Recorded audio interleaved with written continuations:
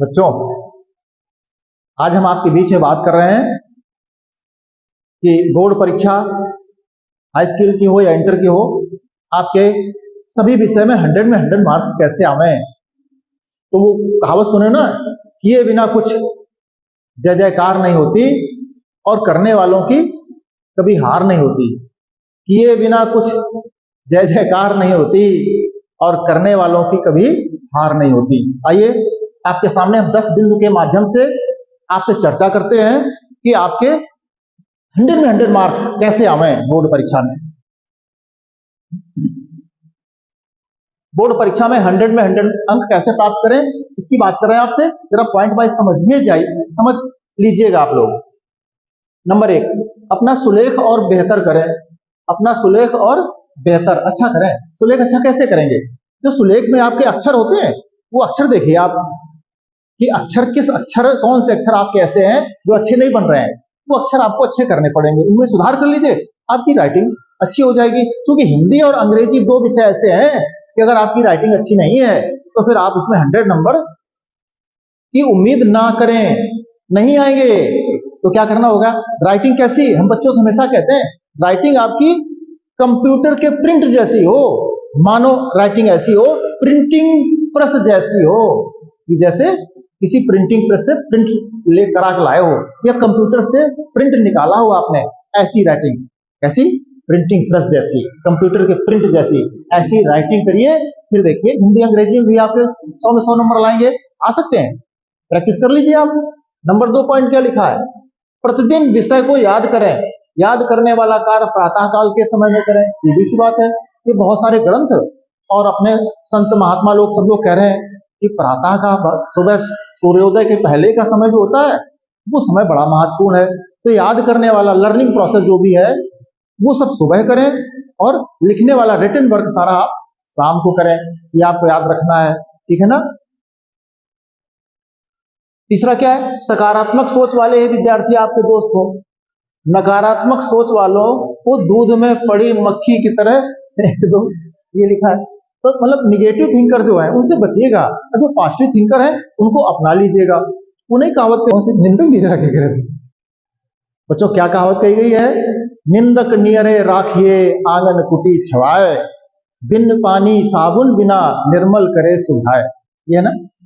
तो सकारात्मक पॉजिटिव जो थिंकर होंगे उनको अपना लीजिए, जो बूस्ट करें, इंस्पायर करें, प्रेरणा दें, आगे बढ़ने की का उत्साहवर्धन करें। ऐसे लोगों को दोस्त बनाइए अपना। आगे, कोचिंग केवल उसी विषय की पढ़ें जिसमें आपका कोर्स पूरा न हो। अधिक से अधिक समय को सेल्फ स्टडी में लगाएं। क्या करना होगा? कोचिंग बंद कर दीजिए। कोचिंग के शिक्षक, स्कूल के शिक्षक, आपके मम्मी पापा, आपके साथी सहयोगी आपकी कोई भी हेल्प अब नहीं कर सकते, क्योंकि परीक्षा में समय कम है। अब सिर्फ आप खुद अपनी हेल्प कर सकते हो। कैसे? सेल्फ स्टडी से। कैसे कर सकते हो? सेल्फ स्टडी से। क्या कहते हैं? खुद अभ्यास करना पड़ेगा आपको।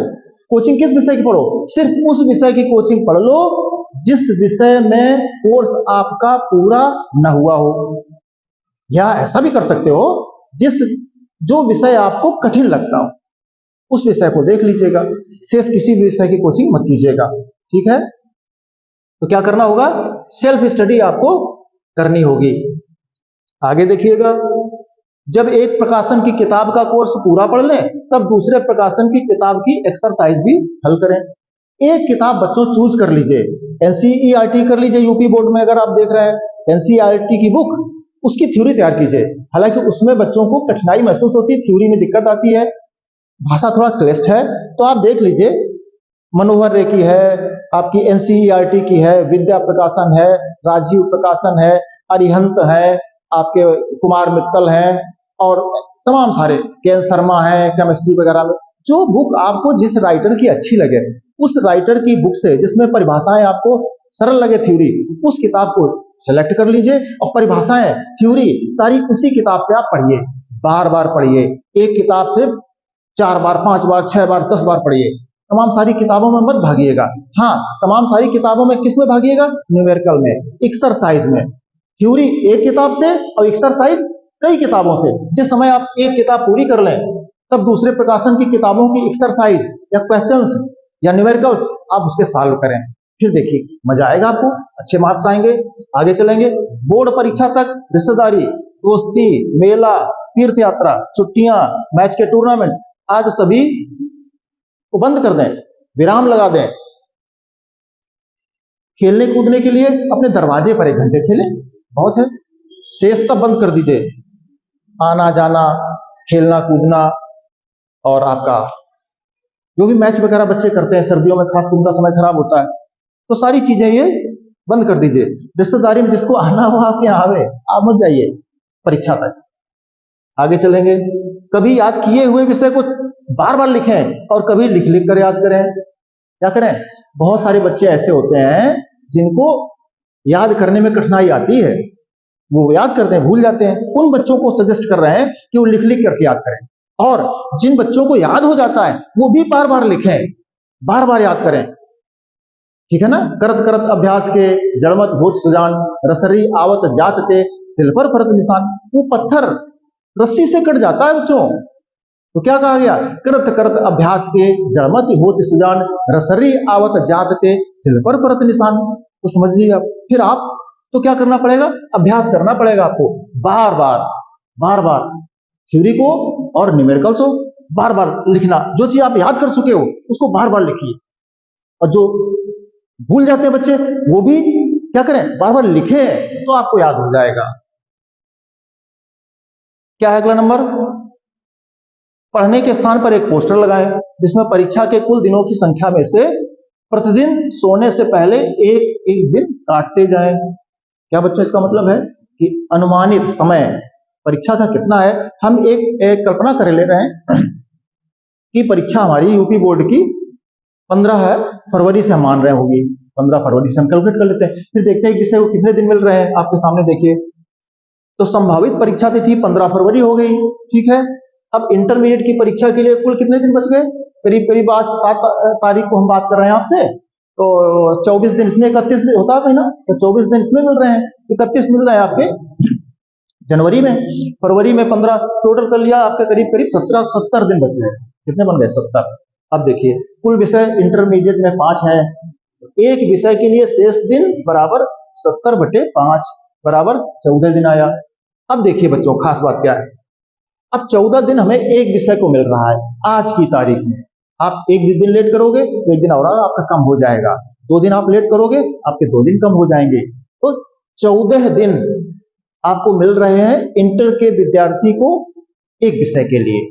जैसे अब देखिए हम आज तारीख 7 तारीख की बात कर रहे हैं, हम आज रात स्टूडेंट हैं इंटरमीडिएट के, हम रात में सोने गए, तो सोने के एक विषय हमने सेलेक्ट कर रखा मान लो भौतिक विज्ञान या फिजिक्स, तो भौतिक विज्ञान हम पढ़ रहे हैं। रात में जब सोने गए सभी विषय पढ़िएगा, लेकिन एक एक विषय को फोकस कर लीजिएगा कि पहले फिजिक्स, फिर केमिस्ट्री, फिर मैथ। सारे विषय आप 2-2, 3 घंटे पढ़िए, लेकिन एक विषय को 8 घंटे पढ़िए, 6 घंटे पढ़िए, जो भी आप मैक्सिमम टाइम दे सकें।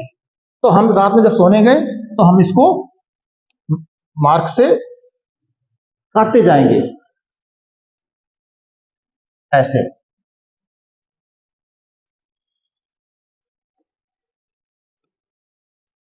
हम इसको क्या करेंगे? सोने से पहले काटते जाएंगे। फिर जब कल का दिन चला जाएगा 8 तारीख का, तो फिर 1 दिन और काट देंगे, फिर 1 दिन जाएगा तो फिर 1 दिन और काट देंगे, फिर 1 दिन जाएगा तो 1 दिन और काट देंगे। याद रहे आपके दिन क्रमशः कम होते जाएंगे विषय के, कितने दिन मिल रहे हैं आपको। लेकिन अगर बात करो इंटरमीडिएट की, तो आपको हम बता दें फिजिक्स और केमिस्ट्री में 2-2 बच्चों बुक हैं। कितनी है? 2। तो अगर एक किताब की हम बात करें आपसे, तो 14 दिन में फिजिक्स केमिस्ट्री की बात करो तो बच्चों मात्र 7 दिन आपको एक किताब के मिल रहे हैं। एक किताब के लिए कितने दिन मिल रहे हैं? केवल 7 दिन मिल रहे हैं। तो जरा 7 दिन अगर होंगे, जरा देख लीजिए, 6-7। अब देखिए केमिस्ट्री की एक पार्ट या फिजिक्स का एक पार्ट, 2 पार्ट है, फिजिक्स का एक पार्ट आपने लिया बुक का, पढ़ना शुरू किया, सारी थ्योरी, सारे न्यूमेरिकल, सारा रिवीजन, सारा अभ्यास। 15 तारीख तक की हम बात कर रहे हैं, हमने कोई टाइम नहीं दिया आपको। परीक्षा के पहले प्रिपरेशन लीव की जाती है, परीक्षा की तैयारी के लिए कुछ विशेष दिन दिए जाते हैं। अगर हम ये 15 दिन दे दें तो आपको मात्र 31 जनवरी तक का समय है 15 दिन और चले जाएंगे। जब 15 दिन और चले जाएंगे आपके, तो आपके 70 में से क्या बचेगा, 55 बचेगा, और 5 का भाग कर दो तो 11 दिन बचेगा, मात्र 11 दिन। और उसमें अगर 2 पेपर की बात करोगे तो 11 के 8.5 निकल 5.5, तो 5.5 दिन। अभी 15 तक अगर कैलकुलेट कर लो आप, तो आपको एक किताब के लिए मात्र दिन बच रहे हैं। अगर 2 दिन भी निकल गए तो आपके पास 5 दिन बचे। समझ रहे हैं आप बात हमारी? वैसे तो आपको 14 दिन मिल रहे हैं, लेकिन फिजिक्स केमिस्ट्री में एक किताब के लिए मात्र मिल रहे हैं 7 दिन। इतना कम समय है आपके पास। आइए, यही बात हाई स्कूल के लिए भी है। हाई स्कूल में 6 विषय है, 70 में 6 का भाग कर दिया, करीब करीब 11.6 दिन प्रति विषय पढ़ रहा है। अब एक विषय जब रात में सोएंगे जा करके, एक दिन काटते जाएंगे, फिर सोएंगे, अगले दिन फिर काटते जाएंगे, फिर सोएंगे, तो उससे आपको उस विषय पर सारा आपका फोकस बना रहेगा कि हमें इस विषय में कोई कमी नहीं छोड़नी है। तो इस तरह से बच्चों आपको करना होगा। तो ये माइंड, हम बात कर रहे थे कि आपको अगर 15 दिन छोड़ दिए जाए तो लास्ट के कितने दिन बचेंगे, 15 दिन बचेंगे। लास्ट के जिसमें 15 दिन बचेंगे, देखो बच्चों हम लिख ले रहे हैं एक बार, 5, 6, 7, 8, 9, 10, 11, 12, 13, 14 और 15 दिन बचेंगे। अब 15 दिन में विषय कितने हैं आपके, 5, तो 3 दिन पड़ेगा आपका इंटर के लिए। 3 दिन, 3 दिन, 3 दिन। एक विषय को कितना दिन मिलेगा लास्ट में, फाइनल में जाकर के, जब सारे विषय आप अगर 31 जनवरी का टारगेट लेकर चल रहे हो, सारा सब्जेक्ट, सारा सिलेबस आप 31 जनवरी तक पूरा कर लोगे, तब आपको मात्र एक विषय के लिए 3 दिन मिलता है बच्चों, 3 दिन। फिर एक दिन आप सोएंगे जाके, सो गए तो एक दिन कटेगा, फिर कटेगा। तो ऐसे समझ लीजिए आपके पास समय कीमती है, पहचानना पड़ेगा आपको, हार्ड वर्क करना पड़ेगा। क्या करना पड़ेगा, हार्ड वर्क। हम पहले ही आपसे कह चुके हैं, क्या कह चुके हैं, करत करत अभ्यास के जड़मत भूत सुजान। तो आपको प्रैक्टिस करिए, और बड़ा सिंपल है, नंबर आएंगे आपके अच्छे। हम वापस चलेंगे आपको वापस उसी पॉइंट पर। सोशल मीडिया, अगला पॉइंट है social media, Facebook, Instagram, TV, आज से बिल्कुल दूरी बना लें। मोबाइल दूर रख दें आप अपने से, फेसबुक का यूज नहीं करेंगे, डिलीट कर दें फेसबुक का ऑप्शन इस समय, इंस्टाग्राम डिलीट कर दें, अन्य सारे जो भी आप प्रयोग करते हैं, टीवी बंद कर दीजिए परीक्षा तक के लिए। हाँ, विशेष परिस्थिति में अगर कोई विषय आपको कठिन लगता है तो आप उस विषय को YouTube पे जाकर के किसी अच्छे टीचर को सर्च कर लीजिए, उससे आप पढ़ सकते हो विशेष परिस्थिति में। बाद बाकी मोबाइल को मत टच कीजिएगा, उससे दूरी बना लीजिएगा। प्रत्येक टॉपिक का 100 अंकों का एक कठिन पेपर, प्रत्येक टॉपिक का 100 अंकों का एक कठिन परीक्षा पेपर आप अपने शिक्षक से या अपने साथी से या आप खुद बना लीजिएगा। एक एक टॉपिक जैसे पढ़ रहे हैं, हमारा एक टॉपिक कंप्लीट हो गया, जिस समय एक टॉपिक हमारा कंप्लीट हो गया अच्छी तरह से, सारा थ्योरी, सारा न्यूमेरिकल, सारे क्वेश्चन आंसर उसके में तैयार हो गए, तब उस टॉपिक का हम एक 100 नंबर का पेपर बना लेंगे या अपने शिक्षक से बनवा लेंगे, और फिर उसको हल करेंगे। और हल करने में कंडीशन क्या लगाएंगे अपने ऊपर कि हमें इसमें 100 में 100 लाने हैं।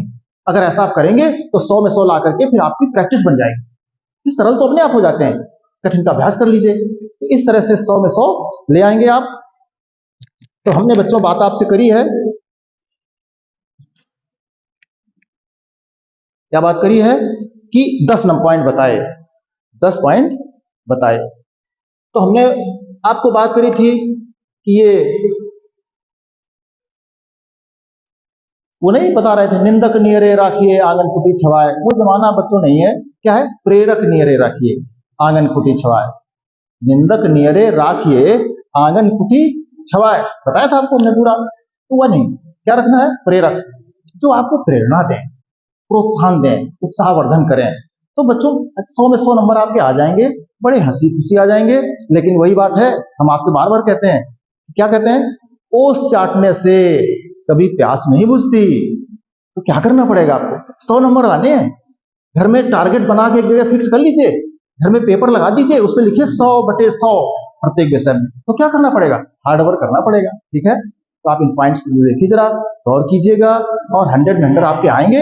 बड़े मन से, खुशी मन से आप तैयारी कीजिए, अच्छे मन से। हमारी तरफ से आपको wish you all the best. 100 में 100 लाइए और टॉप कीजिए।